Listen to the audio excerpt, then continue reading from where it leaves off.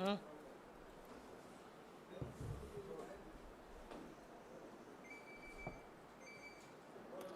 सबको मेरा नमस्कार।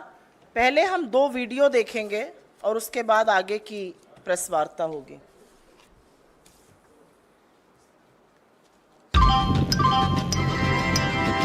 यात्री कृपया ध्यान दें।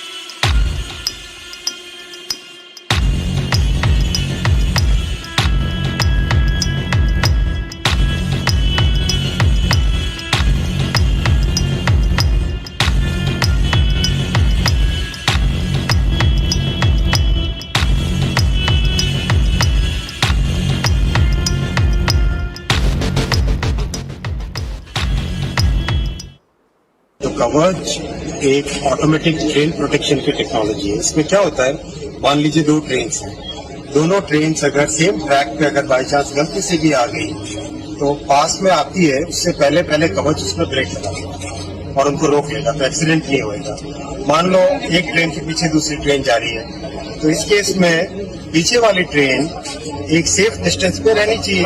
अगर बाई चांस किसी भी कारण से ट्रेन अगर नजदीक आती है तो पीछे वाली ट्रेन में तुरंत कवच उसमें स्पीड कम कर देगा और उसमें ब्रेक लगा देगा। जैसे रेड लाइट है, तो रेड लाइट के पास में जैसे ट्रेन पहुंचे उससे पहले उस ट्रेन का कवच अपने आप उसे स्पीड को कम कर देगा, कम करके उसको रेड लाइट ऑन कर दीजिए। आप सबको मेरा नमस्कार। और मुझे लगता है कि देश में शायद ही कोई ऐसा हो जिसका रेल से जुड़ाव ना हो। हम सब लोग मध्यम वर्ग से आते हैं, निम्न मध्यम वर्ग से आते हैं, और रेल से जुड़ी हुई बड़ी मधुर स्मृतियां हैं, और रेल से ही कहीं ना कहीं आवागमन सबने किसी ना किसी टाइम पर जरूर किया है।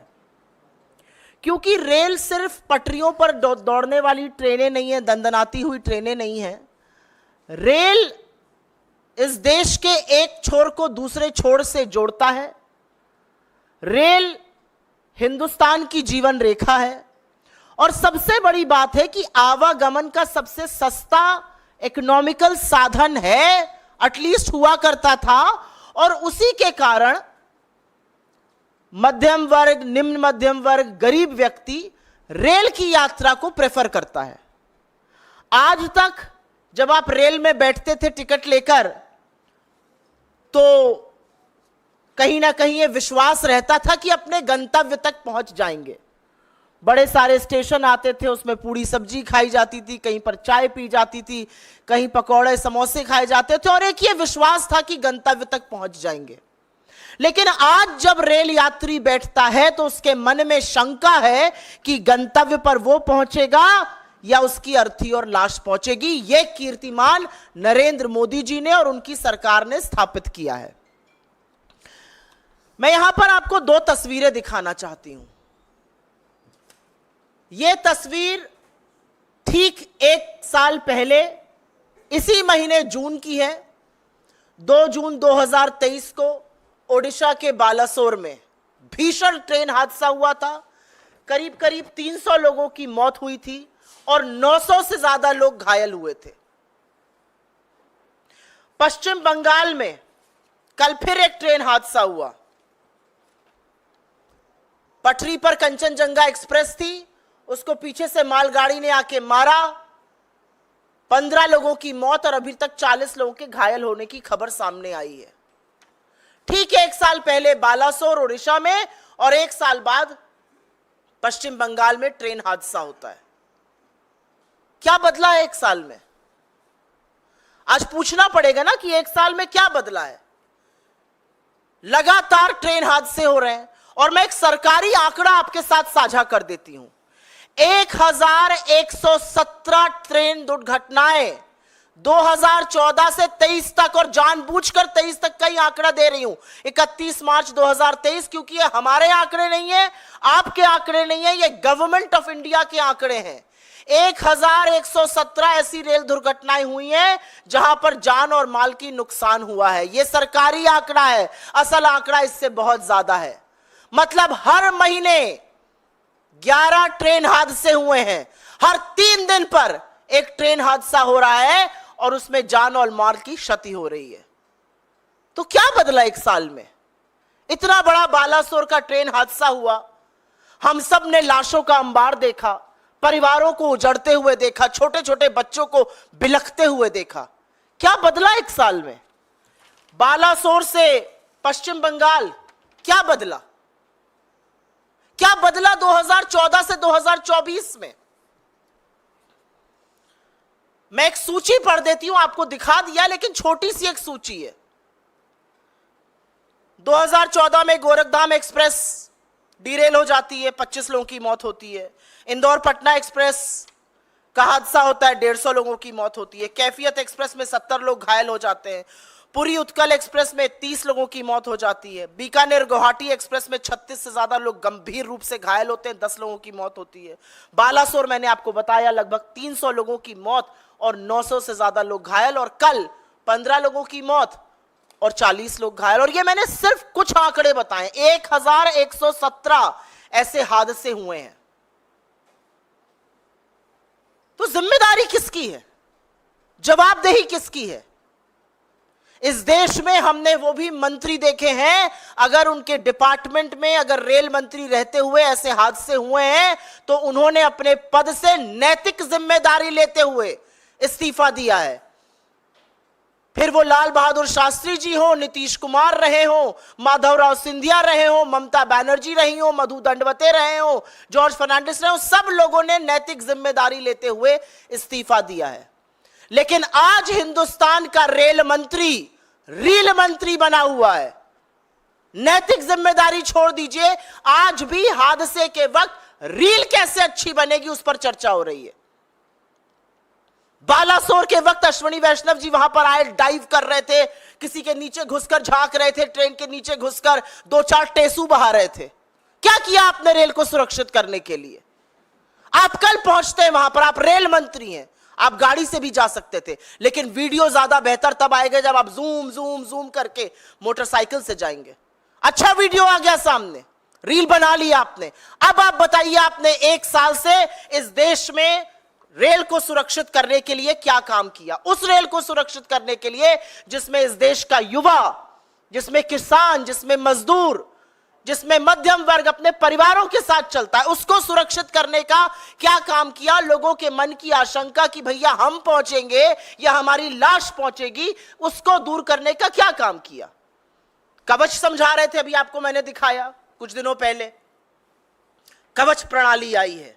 कवच प्रणाली क्या करेगी? एक ट्रैक पर अगर 2 ट्रेनें चल रही होंगी तो पीछे वाली ट्रेन पर कवच से ब्रेक लग जाएगा, आपस में भिड़ंत नहीं होगी। क्या हुआ कल कवच का? ये क्या झुंझुने पकड़ाए जा रहे हैं देश को? 10 साल से रेल आवागमन का सबसे असुरक्षित साधन बन चुका है। लगातार जान और माल का नुकसान हो रहा है और लोगों को झुंझुने के नाम पर आपने कवच की बात कही। और ये क्यों हो रहा है? क्या एकदम से रेल फेल हो गई है? ये इसलिए हो रहा है क्योंकि नरेंद्र मोदी की सरकार और उनके मंत्री उदासीन हैं, अकर्मण्य हैं। उनको फर्क नहीं पड़ता कि गरीब गुर्बत में रहते हुए लोग, यंग लोग जो गाजर मूली की तरह भरकर रेल में आज जाने को मजबूर है, वो मर जाए, उनको फर्क नहीं पड़ता है। इसलिए ऐसा हो रहा है।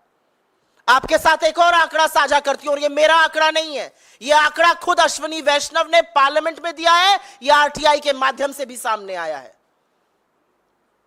3,12,000 रेलवे के रिक्त पद पड़े हुए हैं और कर्मचारियों की इसी भारी समस्या से रेलवे जूझ रहा है। एक आरटीआई के मुताबिक, और ये आंकड़ा बड़े ध्यान से सुनिएगा, लोको पायलट, बहुत सारे जो रेल हादसे होते हैं जहां पर गलत सिग्नल पे दे दिया गया, एक ही ट्रैक पर ट्रेनें चल गई, कहीं कहीं मानवीय त्रुटि होती है, और वो मानवीय त्रुटि लोको पायलट के कारण होती है। क्यों होती है ये भी समझ लीजिए। लोको पायलट के 70,000 93 पद स्वीकृत हैं, इसमें से 21% पद खाली पड़े हुए हैं। सहायक लोको पायलट के 57,551 पद स्वीकृत हैं, उसमें से करीब 8% खाली पड़े हुए हैं। ये वो पद है जो रेलवे को सुरक्षित बनाने के लिए, सुचारू रूप से चलाने के लिए, लोगों को अपने गंतव्य से, एक गंतव्य से दूसरे गंतव्य तक सुरक्षित पहुंचाने के लिए इन पदों का रोल होता है। और 21% ये पद खाली पड़े हैं। इसके चलते लोको पायलट के ऊपर बहुत भारी दबाव है। 12-12, 14-14 घंटे वो काम कर रहे हैं और इस तरह की त्रुटियां हो रही हैं। मैंने 4-5 दिन पहले पढ़ा, रेल मंत्री कहते पाए गए पुलिस बल का प्रयोग करो। ये जो भीड़ भाड़ हो रही है, ये भीड़ भाड़ अपने मन से नहीं हो रही है रेलवे में, क्योंकि आपने रेलवे को तबाह करने में कोई कसर नहीं छोड़ी है। पिछले 10 साल में रेलवे का जो हाल हुआ है, चाहे वो किराए में वृद्धि हो, और एक नहीं मैनीफोल्ड वृद्धि, जहां 800 का किराया था आज 2400 है। डायनामिक प्राइसिंग से कई बार तो रेल से कम किराया एयरलाइन का मिल जाता है। यह हाल आपने रेलवे का कर दिया है। क्यों ये लोग भीड़ भाड़ कर रहे हैं? कितनी किल्लत है ट्रेनों की, क्या अंदाजा है रेल मंत्री को? रेल मंत्री हवा हवाई हैं। शायद वो महंगाई में, जैसे उनकी एक कोलीग ने कहा था मैं लहसुन प्याज नहीं खाता, वो कह दे मैं रेल से नहीं चलता। चलिए रेल से, एक स्लीपर में बैठिए, 200 किलोमीटर की यात्रा करिए एक स्लीपर कोच में बैठकर, तब आपको पता चलेगा कि हिंदुस्तान की असली जनता, AC 3 में बैठ जाइए, आप AC 2 में बैठ जाइए, आपको पता चलेगा कि हिंदुस्तान की जनता किस तरह से आज आवागमन करने को मजबूर है।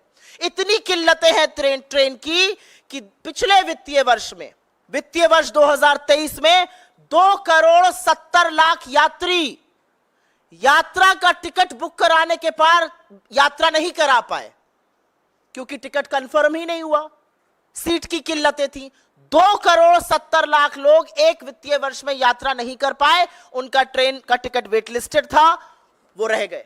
और यह निरंतर बढ़ रहा है। इसके पहले वाले वर्ष में यह संख्या 1,63,00,000 थी, वो बढ़कर 2,70,00,000 हो गई। तो कितनी किल्लत है ट्रेनों की, और कैसे लोगों को अपनी यात्रा कैंसिल करनी पड़ रही है, उसका एक प्रमाण यह भी है। एक बात जरूर बोलना चाहती हूं, और इसका मैंने जिक्र किया था 3-4 दिन पहले। मंत्री जी ने कहा पुलिस बल का प्रयोग करो। ये जो अनारक्षित लोग घुस जाते हैं, ये अपनी मर्जी से घुस रहे हैं, इनके पास कोई काम नहीं है। ये जो हमारे बच्चे अपनी परीक्षा देने जाते हैं, एक के ऊपर एक चढ़कर गाजर मूली की तरह, इस गर्मी में, तपती हुई गर्मी में लोग टॉयलेट में बैठने को मजबूर हैं। कौन है ये लोग? क्योंकि आपने स्लीपर और द्वितीय श्रेणी के कोचेस को लगातार AC में कन्वर्ट करा। लोगों के पास इतना पैसा नहीं है कि वो AC कोच में चल सके। आपने ट्रेनें रद्द कर दी, ट्रेनों की संख्या खत्म करी, पैसेंजर ट्रेन की कम करी। उसके चलते आज आरक्षित डब्बों में अनारक्षित लोग जो जनरल टिकट लेकर आवागमन करते थे, वो बैठने को मजबूर हैं। तो उन पर बल का प्रयोग मत करिए, अपनी गलती को स्वीकारिए। मैं जानती हूं कि लोगों को असुविधा होती है, लेकिन उस असुविधा का कारण आप हैं।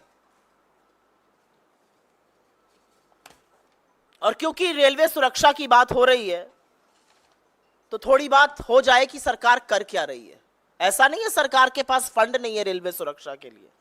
इनफैक्ट CAG ने बताया है कि राष्ट्रीय रेल संरक्षा कोष RRSK में 20,000 करोड़ रुपए आने थे।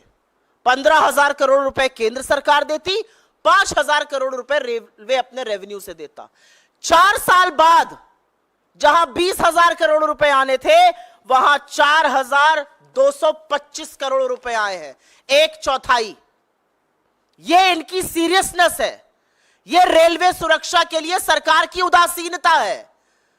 जिस संरक्षा कोष में 20,000 करोड़ रुपए आने थे, जिससे रेलवे की सिक्योरिटी होती, उसमें 4,225 करोड़ रुपए है। लेकिन अभी चौंकिए मत, क्योंकि चौंकने वाली बात आगे है।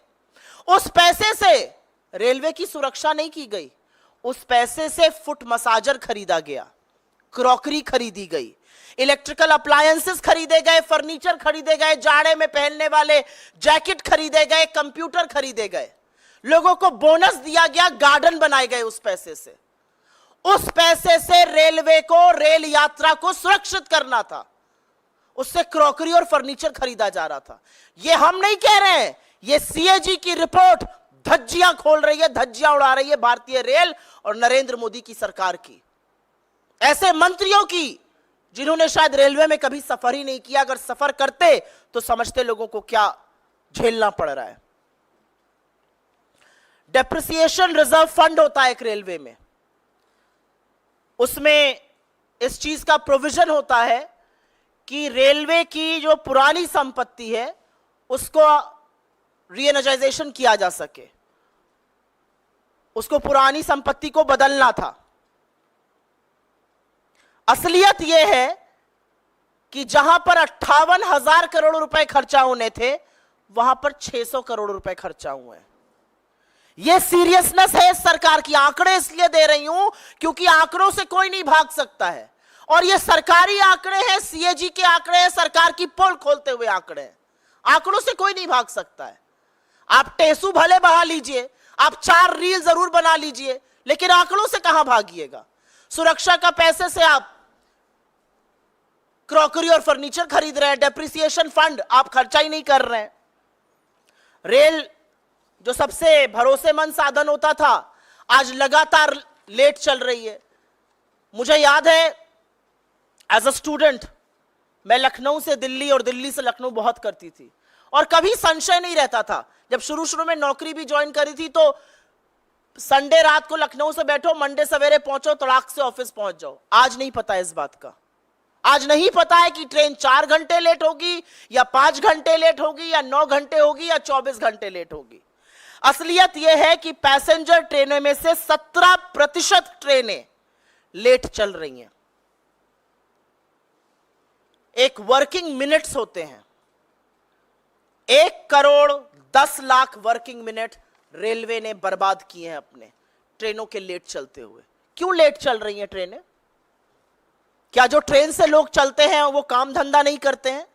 क्या जो ट्रेन से बच्चे परीक्षा देने जाते हैं, जो लोग एक जगह से दूसरी जगह जाते हैं, क्या वो काम धंधा नहीं करते? क्या उनके वक्त की कोई अहमियत नहीं है? क्योंकि सरकार की उदासीनता सबसे ज्यादा भारतीय रेल झेल रही है। असलियत यह है कि रेल को तबाह करने के लिए इस सरकार ने कोई भी कसर नहीं छोड़ी है। हमारे रेल मंत्री को अगर मैं रील मंत्री कहूं तो शायद गलत नहीं होगा। रील बनाने का बड़ा शौक है, वंदे भारत की रील बनाते हैं, बुलेट ट्रेन की रील बनाते हैं, बनाइए। अरे 5 नहीं 50 बुलेट ट्रेन लाइए, लेकिन जो बेसिक रेल यात्रा लोगों के लिए है उसको तो सुरक्षित करिए, उसको तो सुचारू करिए। क्या मिल रहा है आपको रेल को बेचकर, रेल की जमीन पर हड़प कर, रेल को निजीकरण करके? क्या मिल रहा है आपको? लोगों की जेब पर सिर्फ और सिर्फ डाका डाला जा रहा है। बार बार कहा जाता है नैतिक जिम्मेदारी लीजिए और इस्तीफा दीजिए। वो तो होगा नहीं। हम मांग जरूर करेंगे लेकिन वो होगा नहीं।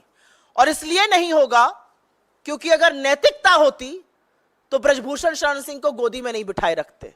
अगर नैतिकता होती तो अजय मिश्र टेनी को मंत्री बनाकर नहीं रखते। अगर नैतिकता होती तो प्रज्वल रेवन्ना के प्रचार में नहीं जाते। अगर नैतिकता होती तो इतनी निर्णायक नैतिक हार के बाद नरेंद्र मोदी इस देश के प्रधानमंत्री नहीं बनते। So what is happening in this government is essentially flowing from the top. असलियत यह है कि प्रधानमंत्री पद पर रहते हुए व्यक्ति ने रेल को बर्बाद करने में कोई कसर नहीं छोड़ी है, और रही सही कसर जो है वो अश्विनी वैष्णव पूरी तरह से लगकर पूरी कर रहे हैं। I will very briefly make some of the statements in English on this.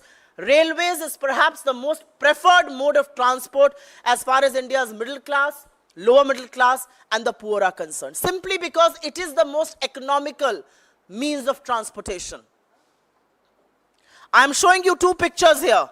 One of Balasore in Odisha exactly a year back in June 2023, and here is another picture of Kanchenjunga Express which met with an accident in West Bengal yesterday, killing 15 people and injuring 40 others. 1,117 rail accidents according to the government data have happened in the last 9 years from 2014 to 2023, which means an accident every 3 days. And these accidents have resulted in loss of life and property. There is a list of accidents that I can keep going on. But who is responsible? Who is going to take the moral responsibility for this? We've seen railway ministers in the past own up to moral responsibility, resign from their positions of influence and power. But here we have a railway minister who does not miss an opportunity, even in the time of plight, even in the time of tragedy, to make reels. He is not the rail minister, he's actually the real minister of India. And even when he went to Darjeeling, even when he went to the site in West Bengal yesterday, he was riding pillion on a bike. Why? Without a helmet? So that he would be better captured in a video? Is that what your priority is? Because quite frankly, the Kavach protection scheme that you spoke about has completely failed this country and has failed the Indian Railways.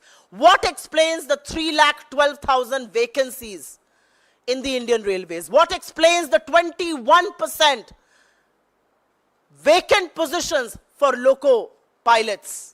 People responsible to run the railways safely. And it is because there are human errors, tragedies and accidents like this happen. They are made to work extra hours, sometimes 12, 14, 16 hours a day. How do you expect railways to be safe? The reality also is that funds that were earmarked for the safety of Indian Railways, the Railway Rail Sanraksha Kosh, was earmarked with 20,000 crore worth of funds. 15,000 crore will come from the central government, 5,000 from Railways internal accruals and revenues. They have been able to amass only 4,225 crores, and the reality is even that money has been spent on procuring crockery and furniture, making gardens, buying foot massagers, computers, escalators. Is this your priority? There's a depreciation reserve fund. Out of 58,459 crore that was supposed to be utilized, you've utilized only 600 crore. What is your priority? You have an issue with overflowing coaches with people, but why are they there? Because there are not ample number of trains. 2,71 lakh people could not travel the last fiscal because their tickets did not get confirmed. Why did they not get confirmed? Because there are no adequate seats, there is no adequate rail facility available. From this platform, we would only like to say that somebody in this government has to own up to what is happening to the Indian Railways. The insecure travel of Indian Railways is a huge cause of concern for common masses of this country who prefer traveling by railways because it is economical. I do believe that Ashwani Vaishnav's priority should be railways, but Ashwani Vaishnav को rail को बर्बाद करने के लिए उनकी पदोन्नति हुई है. पिछली बार वो रेल और आईटी मंत्री थे, इस बार उनको आईएनबी भी दिया गया, पुरस्कार दिया गया, मेडल पहनाया गया है. और तेजी से बर्बाद करो रेलवे को, उससे ज्यादा तेजी से हम निजीकरण करेंगे. ये असलियत है. आपके सवालों का स्वागत है. रेल पर अगर रहेंगे तो अनुग्रहित रहूंगी.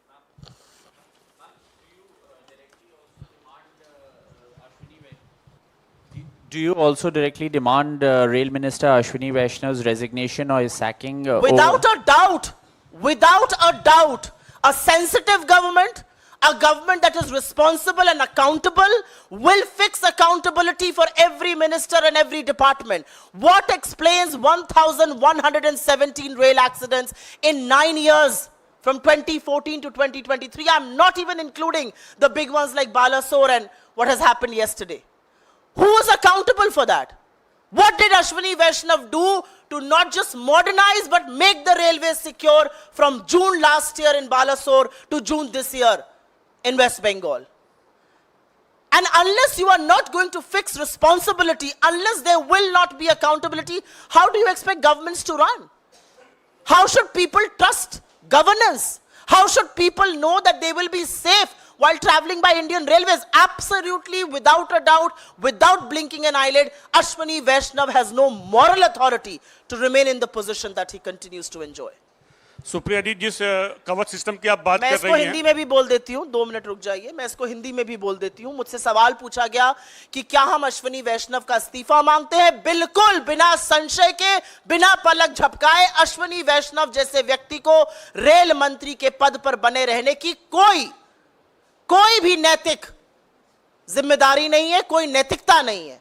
असलियत यह है कि अश्विनी वैष्णव जैसे लोगों की नाक के नीचे रेल असुरक्षित होती जा रही है। मैं जानना चाहती हूं कि पिछले साल बालासोर से इस बार पश्चिम बंगाल में हुए हादसे के दौरान एग्जैक्टली एक साल 2 जून 2023 को बालासोर में भीषण हादसा हुआ था। अब पश्चिम बंगाल में एक साल इस मंत्री ने रील बनाने के बजाय, कवच का जुमला पहनाने के बजाय क्या काम किया, यह मैं जानना चाहती हूं। 2 ट्रेनों लेकर दिखा रहे थे, ट्रेन को सुरक्षित करने के लिए क्या काम किया? कैसे लोगों को यह विश्वास होगा कि रेल सुरक्षित है? और ऐसे व्यक्ति का अपने पद पर बने रहना हम सबके लिए आपत्तिजनक बात है, गलत बात है, ऐसा नहीं होना चाहिए। असलियत यह है कि जिस मंत्री को अपने पद से तुरंत बर्खास्त कर देना चाहिए, उस मंत्री को पदोन्नति दी जा रही है और तेजी से बर्बाद करिए रेलवे। असलियत यह है कि उनको अब एक आईएनबी का भी चार्ज दिया गया है। अभी आपने कम बर्बादी करी है रेलवे की, अभी और करिएगा। सुप्रिया जी, जिस कवच की आप बात करें, 2012 में जब आपकी सरकार थी, इससे डेवलपमेंट का काम शुरू हुआ था। उस समय यह तय किया गया 7000 किलोमीटर प्रति वर्ष इससे इसको लेस किया जाएगा, लेकिन इतने वर्ष के बावजूद भारत में जो लगभग 1,15,000 किलोमीटर रेल मार्ग है, मात्र 1500 किलोमीटर इसकी जद में आए हैं। वहीं अगर इंजनों की बात करें तो लगभग 15,000 रेलवे के इंजन भारत में हैं और अब तक मात्र 139 इंजन को कवच से लेस किया गया है। तो इसीलिए तो मैं कह रही हूं, कवच का झुंझुना मत दीजिए देश को, इस देश को सुरक्षा का कवच दीजिए। सवाल इस बात का है। जी नमस्कार, इनको माइक दे दीजिए। मेरा सवाल थोड़ा सा इससे हटकर है। अगर रेल पे कोई और सवाल हो तो उसके बाद आपका ले लेंगे। रेलवे पे कोई और सवाल है क्या? एक सवाल मेरा है सुप्रिया जी। पहले मोदी सरकार आने से पहले रेल बजट अलग से पेश किया जाता था और आम बजट अलग होता था। जब से रेल बजट को आम बजट के अंदर रखा गया है, तो रेलवे के ऊपर फोकस और रेलवे के ऊपर संसद के भीतर जिस तरह से चर्चा होती थी और रेल मंत्री जवाब देते थे, वो पिछले 10 सालों में देखने को नहीं मिला है। विपक्ष लगातार रेलवे को लेकर कई सारे सवाल पूछना चाहता है।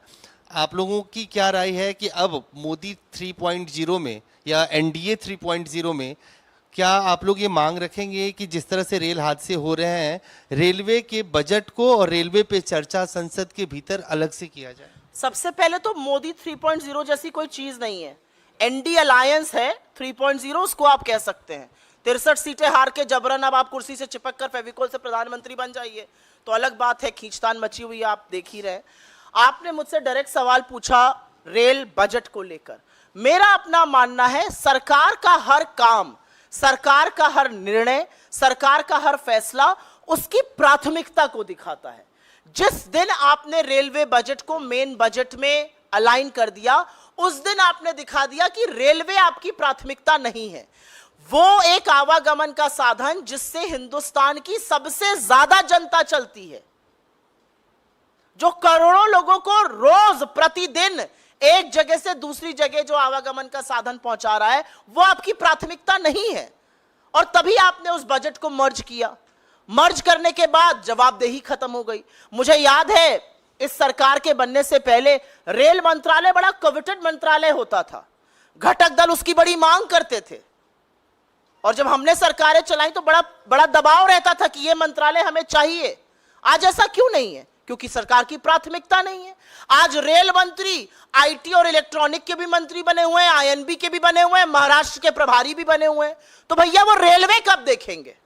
तो ये सरकार की प्राथमिकता, ये सरकार की रेल के प्रति जवाबदेही, ये लोगों की सुरक्षा, लोगों के आवागमन के साधन की प्राथमिकता सरकार की दिखाता है। सुप्रिया जी, मेरा सवाल है कि एनडीए की सरकार बनी है, लोकसभा का विशेष सत्र शुरू होने वाला है, स्पीकर को लेके लगातार बैठकें एनडीए की चल रही हैं, तो क्या कांग्रेस पार्टी डिप्टी स्पीकर पद की मांग कर रहा है? ये कांग्रेस पार्टी की जो डिसीजन मेकिंग बॉडी है, कांग्रेस पार्लियामेंट्री पार्टी, हमारी नेता वहां पर श्रीमती सोनिया गांधी जी, हमारे अध्यक्ष खरगे जी और हमारे बाकी वरिष्ठ सहयोगी डिसाइड करेंगे।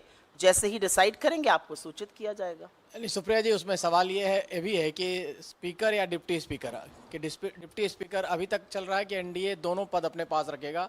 क्या डिप्टी स्पीकर पद पे बात बन जाती है तो आप लोग मान जाएंगे, या स्पीकर पद के लिए अपना कैंडिडेट? देखिए, मैं आपको एक बात बता देती हूँ।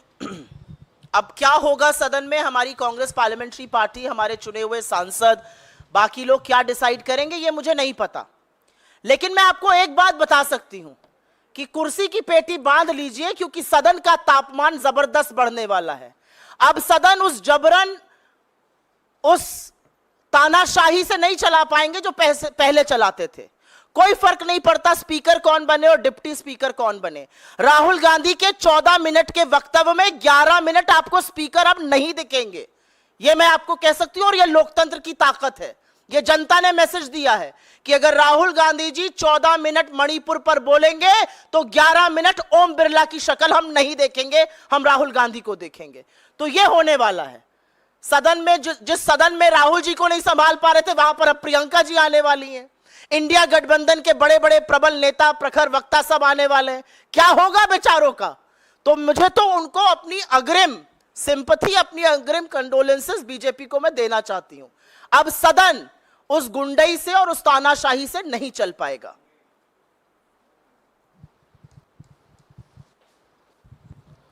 मैम, मेरे दो सवाल हैं। जी। एक, राहुल गांधी ने, कभी होता ही नहीं है। जी मैम।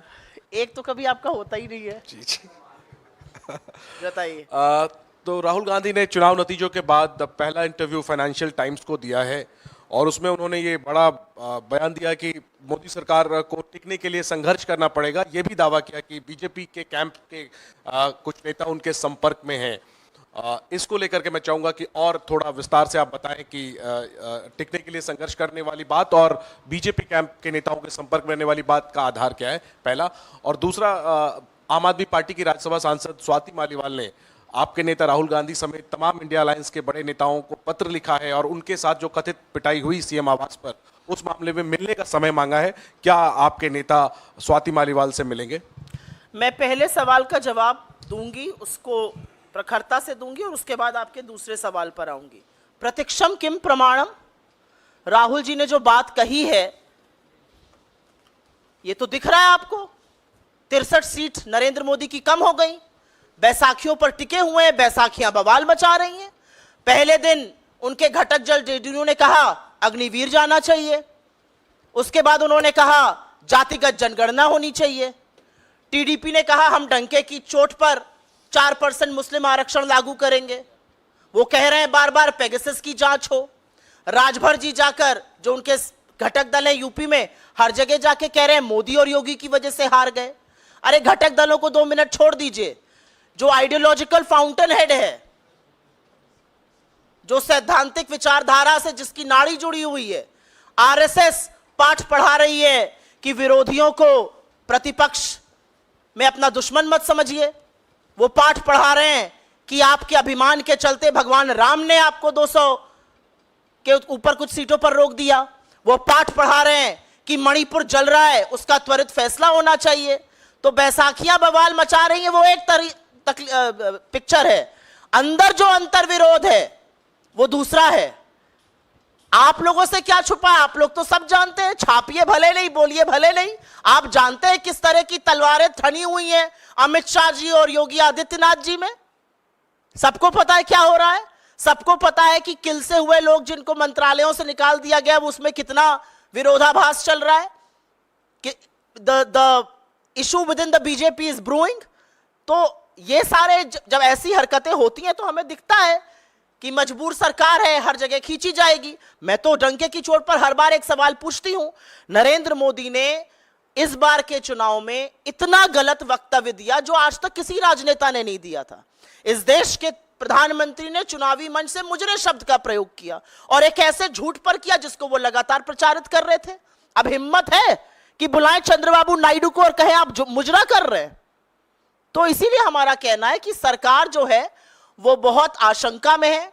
सरकार विरोधाभास से घिरी हुई है, अंतर्कलह मचा हुआ है, और हम मूक दर्शक बन के नहीं देख रहे हैं। बस ये आपको बताना चाहती हूं। दूसरा, आपने एक सवाल पूछा एक पर्टिकुलर महिला को लेकर।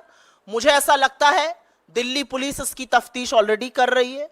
जो मामला सुरक्षा एजेंसीज के पास है, दिल्ली पुलिस देख रही है, उसमें नहीं लगता कि हमें कोई इंटरफेरेंस अभी करने की जरूरत है। एक पार्टी की का आंतरिक मामला है और अब उसमें पुलिस भी इन्वॉल्व है, तो मुझे ऐसा लगता है सुरक्षा एजेंसीज को अपनी जांच करनी चाहिए। Supriya ma'am, one question on the EVMs because now the FIR copy has we have accessed that FIR copy, and I would like to quote what is being mentioned in that particular copy, as it has stated that Mangesh Pandalkar, who is an alleged kin of the candidate of Shiv Sena, he had used a mobile phone within the counting center, which was of the Encore operator, of who is the EC official, and for that reason, many of the leaders within Maharashtra Congress as well as NCP, Sharad Pawar's NCP, they are demanding that even the CCTV footages should also be checked. So what's the official stand of the Congress party regarding this? The official stand of the Congress party is that the EVM is a black box. Nobody knows what's happening there. Some of the biggest tech titans in the world have now on record said that anything can be hacked. We are not going to keep quiet on the EVM because we have defeated the BJP. We believe that in a democracy like India, if even one voter has a doubt on his or her vote, we need to address that concern. And we will take this discussion, we will take these discrepancies, we will take this discussion to its very, very logical end. That's our stand. Thank you. बहुत बहुत धन्यवाद आप सबका.